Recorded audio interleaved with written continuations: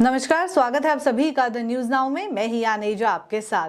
आज जो special guest हमारे स्टूडियो में इस समय मौजूद हैं, आप डेफिनेटली उन्हें देख भी चुके होंगे और उन्होंने इंटरनेशनल लेवल पे पूरे जम्मू कश्मीर का नाम रोशन किया है। आज हमारे साथ परनीत कौर मौजूद हैं, जिन्होंने हाल ही में हुए 3rd mount Everest international music and dance sports championship 2023 जो कि नेपाल में हुई थी, वहां पे 2 मेडल्स लाए हैं। बहुत ही इंटरेस्टिंग फैक्ट मैं आपको बता रही हूँ, इकलौती ये कैंडिडेट थी जिन्होंने 2 मेडल्स लिए हैं। मैं आपको बता दूं, गोल्ड मेडल इन्होंने एक्टिंग में लिया है और सिल्वर मेडल इन्होंने डांस में लिया है। तो इन्हीं से बातचीत करेंगे। आज परनीत भी हमारे साथ मौजूद हैं, उनकी मदर भी हमारे साथ मौजूद हैं स्टूडियो में। सबसे पहले तो आप दोनों को कॉन्ग्रेचुलेशंस और बहुत अच्छा प्राउड मोमेंट है इस समय जम्मू कश्मीर के लिए कि आपने इंटरनेशनल लेवल पर रिप्रेजेंट किया। सो पहला सवाल आपसे ही रहेगा कि कैसा फील हो रहा है कि जम्मू में से आप आए और आपने अलग अलग लेवल पे परफॉर्म किया, उसके बाद इंटरनेशनल लेवल पे आपने अपने कल्चर को रिप्रेजेंट किया, अपने जम्मू कश्मीर को रिप्रेजेंट किया। कैसा फील हो रहा है? मुझे बहुत अच्छा फील हो रहा है कि मैंने अपने इंडिया, जम्मू एंड कश्मीर और डिस्ट्रिक्ट सांबा को एक इंटरनेशनल लेवल स्टेज पे रिप्रेजेंट किया। सो कैसा लग रहा था वहाँ पे जाके? नर्वसनेस थी? बहुत नर्वस थी और साथ में हमारे इंडिया में तो बहुत ज़्यादा टैलेंट है, बट बाहर की कंट्रीज़ में भी बहुत टैलेंट था और जो कंपटीशन था वो बहुत ज़्यादा टफ था। तो ऐसा लग रहा था कि शायद कोई मेडल नहीं आने वाला, पर फिर जब 2 मेडल मिले तो कैसा फील हुआ? जब आप वापस घर आए तो क्या रिएक्शन देखने को मिला? बहुत अच्छा था और फैमिली का भी बहुत अच्छा रिएक्शन था। तो फ्रेंड्स ने क्या कुछ बोला? फ्रेंड्स ने भी कॉन्ग्रेचुलेशन और फिर फुल पार्टी वगैरह की? 2 मेडल आए हैं। अच्छा, तो आप मेरे को बताओ, आपकी जर्नी स्टार्ट कैसे हुई? कब आपने सोचा कि डांस में मैं जाऊँ, एक्टिंग में करूँ? मैंने 29 मई 2022 को मेरी जर्नी स्टार्ट हुई थी और उस दिन मेरा फर्स्ट डिस्ट्रिक्ट था और उस दिन मैंने गोल्ड मेडल जीता था डांस और एक्टिंग में। और उस दिन एक गुड न्यूज़ भी थी और एक बैड न्यूज़ भी थी। बैड न्यूज़ ये थी कि 29 मई को सिद्धू मूसेवाला की डेथ हुई थी, तो मैं उसकी बहुत बड़ी फ़ैन हूँ, तो इसलिए ये बैड न्यूज़ और गुड न्यूज़ तो गोल्ड मेडल 2 जीतने की थी। तो वहाँ से फिर आपने सोचा कि नहीं, अब यही करना है, एक्टिंग डांसिंग ही करनी है। हाँ, और मैंने हर चैंपियनशिप में सिद्धू मूसेवाला के गाने पे डांस किया। ओह अच्छा, रिकॉर्ड है मतलब सिद्धू मूसेवाला के गाने पे ही आप डांस करते हो। Nice nice. परनीत की मदर भी हमारे साथ हैं, तो सबसे पहले तो congratulations definitely. Thank you so much, thank you.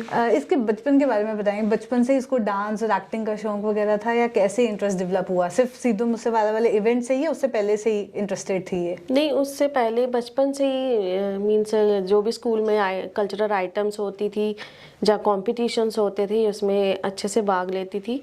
तो जो भी सिखाते थे बहुत इंटरेस्ट के साथ सीखती थी। तो जो फर्स्ट इवेंट जो इसका था डिस्ट्रिक्ट लेवल का, जिस दिन सिद्धू मूसेवाला जी का मर्डर हुआ, तो उसी दिन इसने गोल्ड मेडल्स लिए थे। तो अभी हम उस दिन अभी घर भी नहीं पहुंचे थे, तो अभी ये न्यूज़ हमें मिली थी, तो ये बहुत सैड हो गई थी उस न्यूज़ को सुनने के बाद। तो फिर मैंने इसको थोड़ा कंसोल किया, संभाला, फिर उसके बाद इसने डिसाइड किया कि नहीं, मैं उनके सॉन्ग पे ही आगे डांस करूंगी। तो वहीं से उसका चेंजिंग पॉइंट था। जी जी, टर्निंग पॉइंट कह सकते हो जी। और वहीं इन्होंने पंजाबी फोक डांस प्रेजेंट किया था इस इवेंट में। तो आंटी जी, आपसे जानना चाहूंगी कि अगर कल्चर की बात की जाए तो कितना ज़रूरी रहता है कि बच्चों को भी अपने रूट्स, अपने कल्चर के बारे में बताया जाए? ये तो बहुत ही इम्पोर्टेंट चीज़ है, क्योंकि बच्चों को अगर अपने कल्चर, अपने रूट्स के बारे में नहीं पता होगा तो वो आगे वाली जनरेशंस को क्या बताएंगे। बिल्कुल। तो इसलिए ये बहुत इम्पोर्टेंट चीज़ है बच्चों के लिए। जी।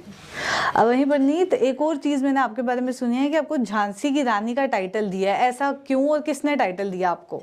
जब मेरी इंटरनेशनल लेवल पर परफॉर्मेंस हो रही थी, तो उसके बाद जजेस ने मेरी परफॉर्मेंस देखने के बाद उन्होंने मुझे एक टाइटल दिया था कि भारत की झांसी की रानी। Okay nice. तो आपने एक्ट भी वही किया था ना? एक छोटा सा एक्ट अगर आप अभी करके बताओ। 60,000 मोहरे कीमत लगाई है इन अंग्रेजों ने हमारी इस अनमोल झांसी की। वो चाहते हैं कि हम अपनी झांसी उनके हवाले कर दें। हरगिज नहीं। आपके पिता के जाने के बाद इन अंग्रेजों ने आपको झांसी का वारिस मानने से इनकार कर दिया है। वो चाहते हैं कि हम उनकी गुलामी स्वीकार कर लें, लेकिन अगर हम झांसी उनके हवाले कर दें तो फिर हमारा रिश्ता इस धरती से हमेशा के लिए टूट जाएगा। आपके पिताजी ने जो झांसी के लिए सपने देखे थे वो सब मिट्टी में मिल जाएंगे। अगर हम युद्ध के मैदान में उनका सामना करने के लिए जाएंगे तो फिर आपकी रक्षा कौन करेगा? हम नहीं जानते कि सही क्या है, हक की लड़ाई या माँ का कर्तव्य। किसे चुने हम, ममता को या जिम्मेदारी को? कैसी दुविधा है ये। क्या हमें इन चंद रुपयों के लिए अपना घर छोड़ देना चाहिए? लेकिन अगर हम कायरों की तरह झांसी छोड़कर भाग गए तो फिर हम आपकी और अपनी नजरों में हमेशा के लिए गिर जाएंगे। हे भगवान, हम क्या करें? Thank you so much. So definitely goosebumps आ गए थे। आप बहुत अच्छा एक्ट करती हैं और अब रियलाइज़ हो रहा है कि ओके मेडल वर्थ इट है। बहुत अच्छा एक्ट आप करती हैं डेफिनेटली। मैंने एक और चीज़ आपके बारे में सुनी है कि आपको पढ़ाई में भी इक्वली इंटरेस्ट है और बड़े होके आपको डॉक्टर भी बनना है। सो उसके बारे में बताएं, ये कैसे मैनेज कर लेते हो आप, पढ़ाई भी, डांस भी, एक्टिंग भी, इतनी सारी चीज़ें एक साथ?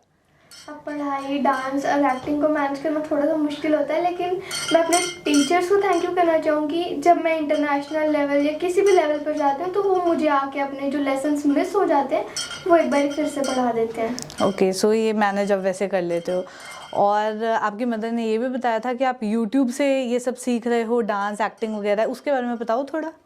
हाँ, मैंने मतलब कोई क्लासेस वगैरह डांस की या एक्टिंग की कोई कुछ नहीं लिया है। मैंने यूट्यूब से या फिर अपने खुद से स्टेप्स बनाकर ही डांस किया है। जी, परनीत की मदर भी उनसे जानना चाहेंगे कि सोशल मीडिया का इस्तेमाल करके, इंटरनेट का इस्तेमाल करके इन्होंने कुछ प्रोडक्टिव ही लाया है, तो कितना ज़रूरी रहता है, पेरेंट्स की गाइडेंस कितनी इंपॉर्टेंट रहती है कि जब आप इंटरनेट का एक्सेस एक बच्चे को दे रहे हैं तो आप मेक श्योर करें कि वो डाइवर्ट नहीं हो रहा उसका ध्यान। जी, वो तो मीन्स हमें उस पर पूरा नज़र रखनी चाहिए। बिल्कुल, कि बच्चा हाँ यूज़ करती है बाकी चीज़ों के लिए भी, लेकिन लिमिटेड टाइम के लिए। तो उसके बाद जो भी जैसे डांस के लिए, एक्टिंग के लिए, तो इसने अपने मामू को ही अपनी इंस्पिरेशन बना के रखा है, एक्टर कमल आसला जी को। तो बाकी रही बात डांस की, तो डांस इसने यूट्यूब और यही सोशल मीडिया की हेल्प से ही स्टेप सीखे हैं और ये लिमिटेड टाइम के लिए, बाकी चीज़ों के लिए फ़ोन यूज़ करती है, मैक्सिमम तो मैं नहीं करने देती। जी, वेरी नाइस। परनीत, आपसे जानना चाहूँगी, इस टाइम अभी भी जहाँ 21st सेंचुरी में हम हैं, पर उसके बावजूद भी कई ऐसी फीमेल्स हैं जिन्हें इतना एक्सपोजर नहीं मिल पाता, तो कैसा फील होता है? आप क्या सोचते हो इसके बारे में कि वो भी बच्चे हैं जिन्हें अभी एक्सपोजर नहीं मिल पा रहा एज़ कम्पेयर टू वो जिनको थोड़ा आगे बढ़ने दिया जा रहा है कंपेरेटिवली, तो उनके लिए आप कुछ कहना चाहोगे? मैं यही कहना चाहूँगी कि हर किसी में कोई ना कोई टैलेंट तो होता ही होता है, तो उसे अपना टैलेंट बाहर निकालना चाहिए और किसी ना किसी स्टेज पर जाना चाहिए और आगे जाके वो सक्सेसफुल होता है। और किसी को भी मेरी गाइडेंस की ज़रूरत होगी कि डिस्ट्रिक्ट, स्टेट, नेशनल या इंटरनेशनल लेवल तक कैसे पहुंचना है, तो वो मुझे कांटेक्ट कर सकता है। वेरी नाइस, मतलब आप हेल्प भी करने वाले हो लोगों की। मैम, आपका कोई मैसेज हमारे व्यूअर्स के लिए? मेरी बस पेरेंट्स से रिक्वेस्ट ही रहेगी कि अगर उनके बच्चे में अगर कोई टैलेंट है तो उनको सपोर्ट करना चाहिए। उनको मीन्स पढ़ाई के साथ साथ उनकी जो भी हॉबीज़, टैलेंट है उसको बढ़ावा दे, ताकि बच्चा हर फील्ड में आगे जा सके, ऑलराउंडर बन सके। बहुत बहुत शुक्रिया हमारे साथ ज्वाइन करने के लिए। Thank you so much. तो ये थी परनीत कौर और उसकी मदर हमारे साथ। ऐसी और कॉन्वर्जेशंस लेके आपके साथ फिर मुलाकात करूंगी। अभी के लिए दीजिए इजाज़त, नमस्कार।